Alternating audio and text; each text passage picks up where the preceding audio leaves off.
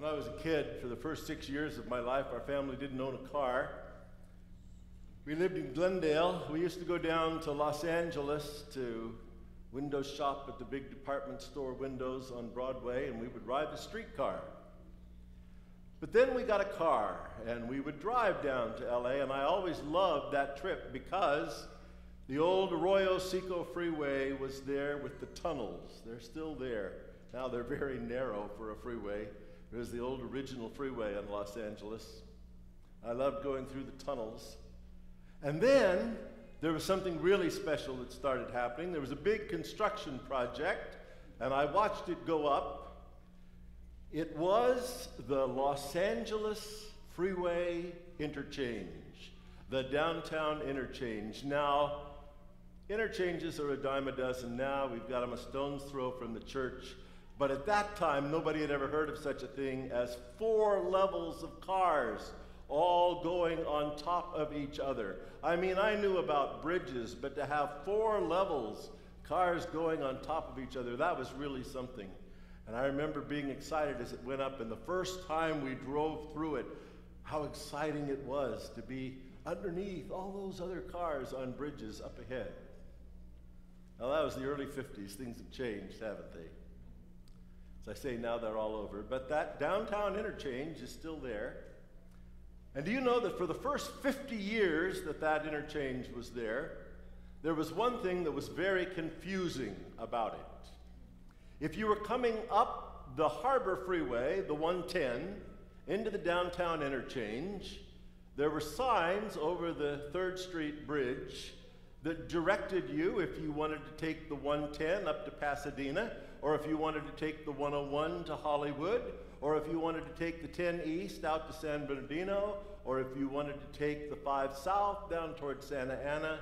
But there was no sign up there to tell you where you went if you wanted to take the 5 North up towards Sacramento. There was just a little sign on a post, and people were getting lost all the time. It was confusing. If you wanted to get from the Harbor Freeway to the Santa Ana Freeway going north, there was just nothing that directed you well. Well, a man by the name of Richard Ancrum had a studio. He was an artist in downtown Los Angeles.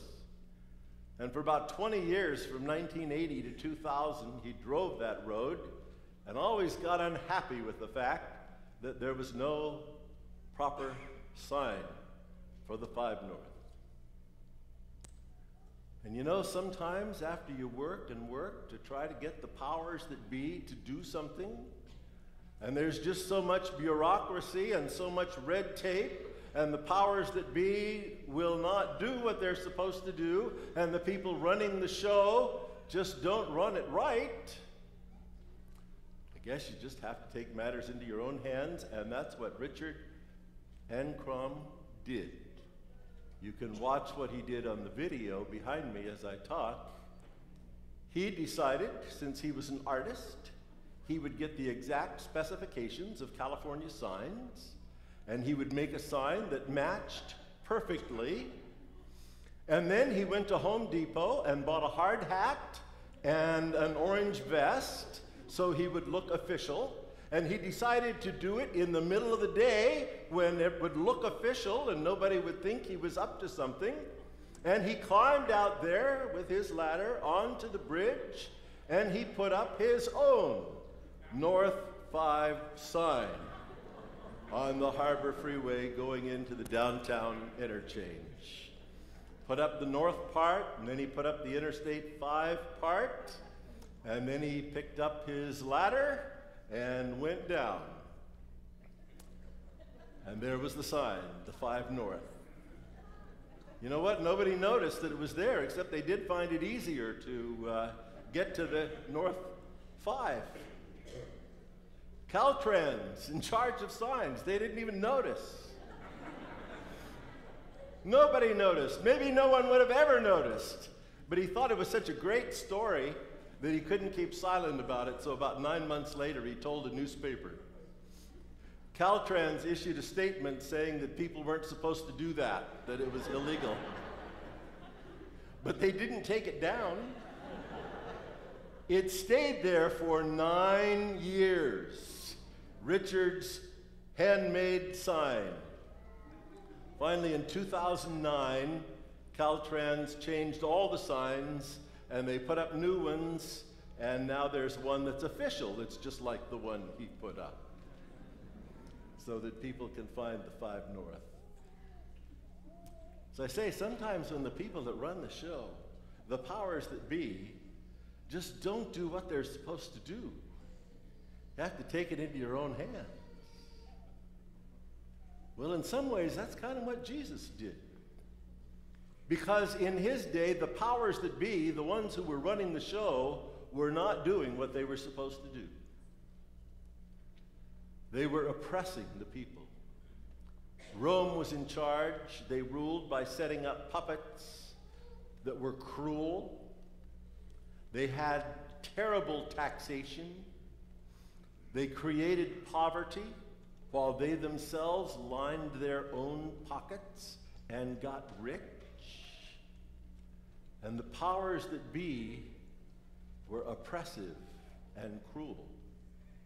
And into that environment, Jesus came and started talking about a new kingdom, a new government, a new regime. Do you think that the powers that be in his age were threatened by that? We have this myth that Jesus came as purely a spiritual teacher. He only talked about the heart, and what he said didn't have anything to do with politics. He was apolitical, simply spiritual. But you know, when you look at the gospel story, you don't have to read very far into it before you find out that the kings of this world, the powers that be, found what he was doing a real threat. You only get in 2 chapters into the New Testament. Matthew 2, the wise men come and they find King Herod, a half-Jew who was set up by the Romans to be the king of the Jews. And they tell him that they've heard there is a baby who's been born the king of the Jews. Herod did not like that idea. It says he was very troubled. And you remember what he did. He decided he was going to make sure that that didn't happen, and he killed all the baby boys under 2 years old to make sure that there would not be another king of the Jews. That's in keeping with Herod's character. He killed his favorite wife because he thought she was plotting against him. He killed 2 of his favorite sons because he was afraid they were plotting against him. And so Herod is threatened. Should Jesus have been a threat to Herod? Well, you know, Herod was such a bad ruler that when Herod died, he knew that people were going to rejoice on the streets at his death. And he decided he didn't want them to do that, so he arrested a whole bunch of people and gave the order that when he died, they were all to be executed so that there would be mourning on the streets on the day of his death. But when he died, they set them all free, and there was even greater rejoicing. Well, when he died, his 4 sons divided up the kingdom. They were no longer called kings. They were officially called tetrarchs, ruler of a 4th. 4 sons, the one who ruled the area around Jerusalem, Judea, Archelaus, was so cruel that it wasn't long before Rome kicked him out and put up a Roman governor, a procurator, in place. But the son who ruled up around Galilee, where Jesus did most of his ministry, was Herod Antipas, a son of Herod the Great. Herod Antipas is the one who stole his brother's wife and was rebuked by John the Baptist and then ended up killing John the Baptist. And after he killed John the Baptist, he realized that Jesus' message was similar, and he wondered if Jesus was John the Baptist resurrected, and he became afraid of Jesus. Saw Jesus as a threat. He knew about Jesus. You know he knew about him because in Luke 8, we're told that the guy who was the manager of Herod Antipas' whole household, that guy's wife became a follower of Jesus. and not only a follower of Jesus, but was one who helped fund his whole mission. So Herod Antipas knew about Jesus. And he found him a threat and decided that he wanted to kill Jesus. Some Pharisees came and warned Jesus in the scripture that we've already heard today in Luke chapter 13. At that time, some Pharisees came to Jesus and said to him, "Leave this place and go somewhere else. Herod wants to kill you." Jesus replied, "Go tell that fox, I will keep on driving out demons and healing people today and tomorrow, and on the third day I will reach my goal. In any case, I must press on today and tomorrow and the next day, for surely no prophet can die outside of Jerusalem." Now, what's Jesus saying here? First of all, he finds out that Herod wants to kill him, and he says, "Go tell that fox." Fox was not a term of endearment. Now, when we think of fox, we think of sly or cagey. But they didn't. When they talked about somebody being a fox in that age, they talked about a person who thought they were more important than they really were.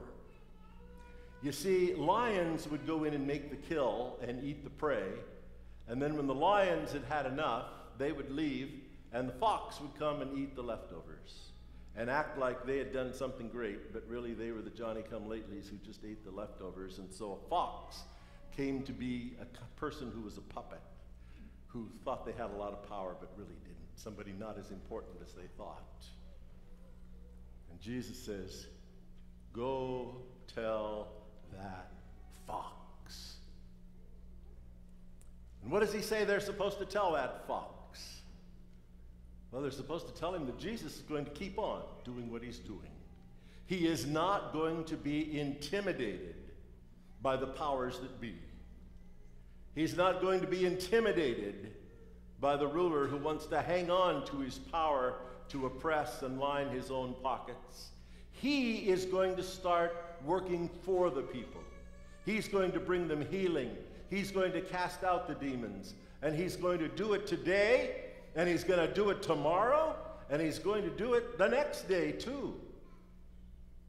But then there's this interesting reference that we don't really understand till we read on in the Gospel of Luke, where he says he's going to go to Jerusalem and die. You see, Jesus' kingdom is going to be very different. Other thrones sit on the blood of others. Jesus' throne is based on his own blood given for others. A totally different approach, a different kind of throne. And then he says, and on the third day, I'm going to reach my goal. A reference to the resurrection. His death is going to give way to resurrection. He has power, not only the powers over the powers that be, but even over death. So Jesus is saying that he is not going to be intimidated by Herod Antipas, the one who supposedly holds all the power. Now, is Jesus a threat to Herod Antipas and rulers like him? Well, I would say no and yes. No, he certainly wasn't the kind of threat Herod Antipas thought. He didn't want Herod's throne. He wasn't out to get Herod's throne. He wasn't a threat in that way. But yes, he was a threat because he was setting up a throne that would relativize all other thrones and would call them up short whenever they didn't live according to the values and the principles of his kingdom, which were all about helping the poor and the oppressed rather than grinding them into the dirt for their own greed. And so Jesus stands above the powers, but he stands with the people. Now I'm going to talk about how this works, and it's not going to make sense in terms of geometry, okay? You can give me an F for geometry for the day. Because the powers stand above the people. Here are the powers, here are the people. And they oppress the people. Jesus stands above the powers, but with the people.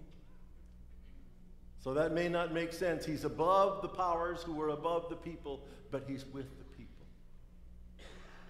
What he's going to do today and tomorrow and the next day is to continue to serve people as their servant and their slave, who will die for them and bring a kingdom that puts all other kingdoms to shame.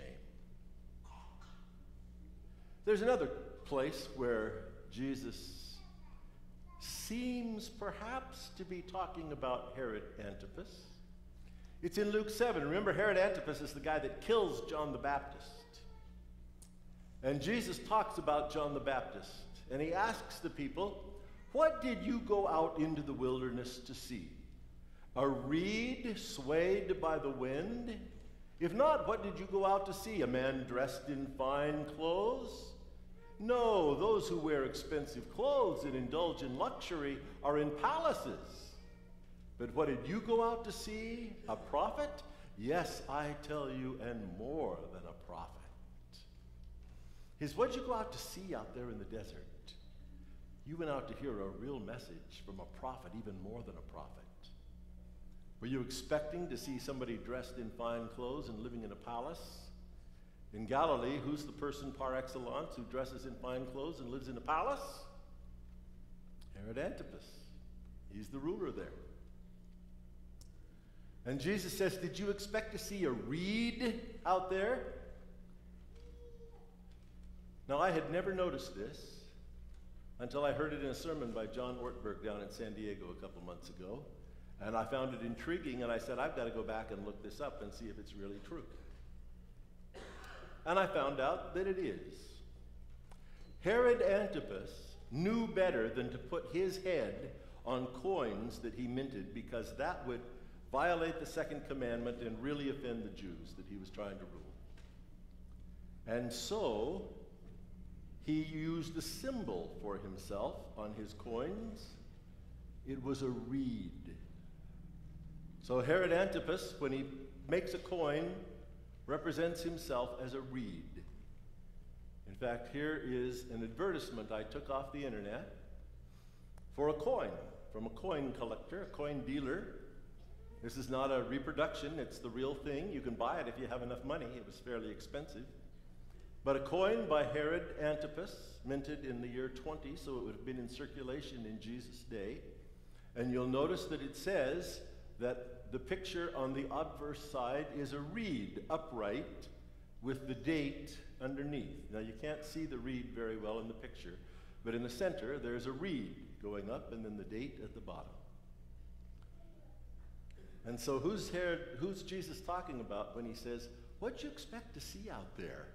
A reed in fine clothes who lives in a palace? No. You saw something much greater than that. You saw one who really has a message from God, somebody who's even more than a prophet. Again, the Gospels are saying Jesus stands above the powers. He brings a kingdom that is different, but he stands with the people. There's another passage in the Gospels that may at least give hints of the same thing. I don't think you can prove it. I'm going to admit that right at the beginning. Is it okay if I share something with you that maybe might not be provable, and I'll let you decide whether you think it might work or not? Some people, some commentators, think that there's a story in Mark that Mark tells in such a way that he wants to kind of make some overtones about Jesus being above the powers that were of that day, especially the Roman military might. In Mark's day, people thought that the most powerful thing in all the world was Roman military what a force. That's where you would find your security and your peace. But in Mark 5, we see a story. It's a strange story. I've often wondered about it. Jesus encounters a man with a demon. This man has been living among the tombs. They've not been able to subdue him. They put him in chains. They put him in shackles. And he ends up just breaking the chains, breaking the shackles. He gets away every time. He cuts himself. This is a hopeless man. And Jesus encounters him. He has a demon. In fact, he not only has a demon, he has a whole bunch of demons. And you remember the demons asked that they not be sent away from there. And so Jesus gave them permission to go into a group of pigs. And remember what the pigs did? 2,000 pigs. And they all went running into the Sea of Galilee and died. Now, isn't that a strange story? Without taking anything away from the story itself, the way Mark tells the story may have some interesting overtones. Jesus asks this demon its name. And do you remember the name? Legion. The demon's name is Legion. Now, where else in Jesus' day do you find the term legion? That was the Roman military. In fact, there was a whole legion stationed in Palestine to keep the peace there. Do you know what the symbol was of that legion of soldiers in Palestine? I think the Romans did it on purpose because they knew that for the Jews, pigs were unclean. And so the symbol of the Roman legion that ruled Palestine was a pig. On their coins and on their standards, they had the picture of a wild boar, a pig. Now, you begin to see some overtones. Here is a demon called Legion. And Jesus gives them permission, the text says, to go into the pigs. It's a word that can mean to give permission, but it's also a word that can be used in a military context to give orders, military orders. So Jesus orders Legion into the pigs. And then it says they rush headlong into the sea. That word can mean to rush, to run fast. It's also used in a military context for charge. We still do it at ball games, don't we? Charge! So here are legions who go into pigs, and they are ordered, and they charge into the sea. I think there might be some overtones that Mark wants his readers to catch in all of that. Saying, you may think that the Roman legions are the most powerful forces in the world. You may think that there's no other place to find security and peace but in the military might of Rome, the powers that be. But Jesus is above even those powers that seem to have such force. That's why in John 18, when Jesus is arrested and the soldiers come, Jesus asks, who are you looking for? And they say, Jesus of Nazareth. And Jesus says, I am. And all he has to do is say, I am, and the soldiers fall back. They cannot stand in his presence. That's in John 18. Then in John 19, they take him before Pilate. And Pilate looks at Jesus and he says, Jesus, don't you know that I have power over you? I have power to set you free or to crucify you. And Jesus says, no, Pilate. You wouldn't have any power at all unless God allowed you to have it. You don't have as much power as you think you do.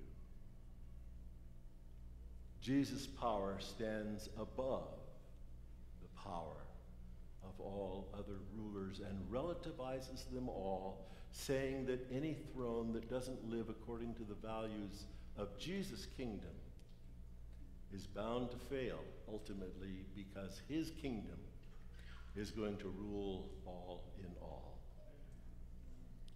Through this series of sermons, we have looked at Jesus' relationship to all the various groups, to the Pharisees, the priests, the rich, the poor, the children, the women, the Samaritans, the powers that be. But we come down to the real question.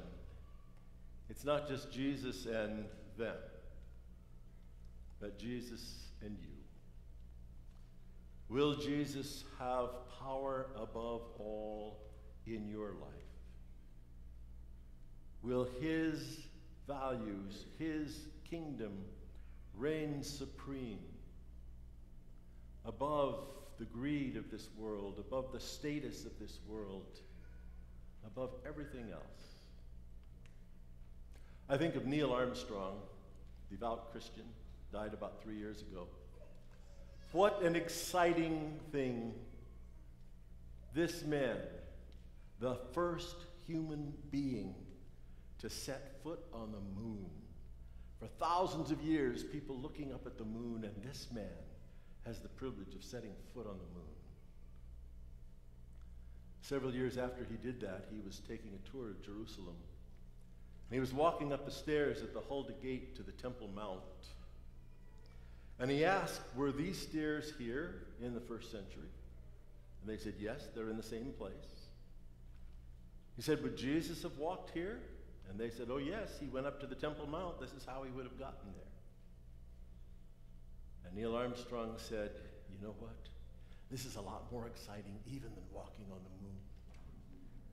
Walking in the footsteps of Jesus. And by that he meant not just being there at the Hulda Gate, but living a life that walked in the footsteps of Jesus. And so after our 14 sermons about Jesus and the various groups, it all boils down to this one question. Will Jesus be above all in our lives, in our thoughts, in our actions? Will we, like him, stand with the poor and the oppressed and the widows and the orphan? If the powers that be won't do good, will we take it into our hands and do the work of God's kingdom? Let's close by singing that song, above all powers, above all kings.